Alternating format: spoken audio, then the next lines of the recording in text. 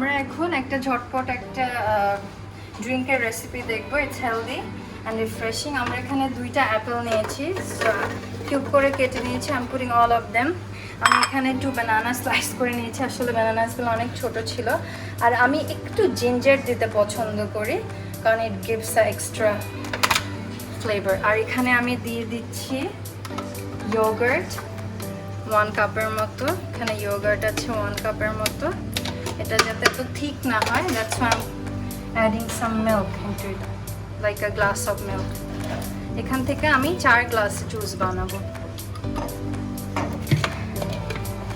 That's it. আমি এখন এটাকে ব্লেন্ড করে ফেলবো।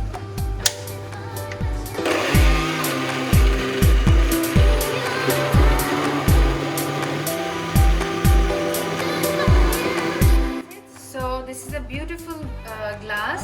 It's drawn by my daughter on Mother's Day. She gave it to me. It's a very special and precious to me. So আমি আজকে ওর গ্লাসে খাবো। আমি এখানে pour করে নিচ্ছি। So this is the final look of the smoothie.